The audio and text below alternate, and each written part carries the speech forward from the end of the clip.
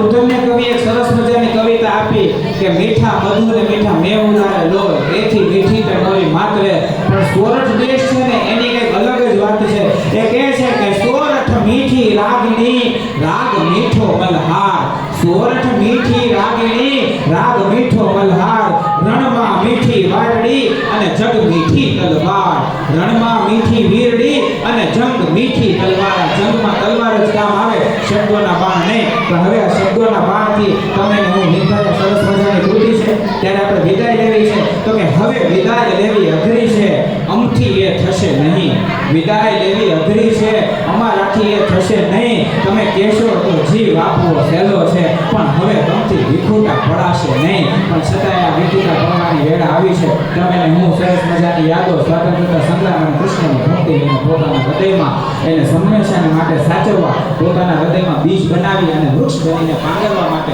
અહીંયાથી વિદાય લઈએ છીએ ત્યારે અહીંયાથી લીધેલી પ્રત્યેક શીખ ગાંઠે વાળીને તમારા જીવનમાં તમારા બાળકોના ઉત્સાહમાં વધારો કરવા માટે એને વાપરજો કારણ કે વાપરવાથી વધે એવું જ્ઞાન છે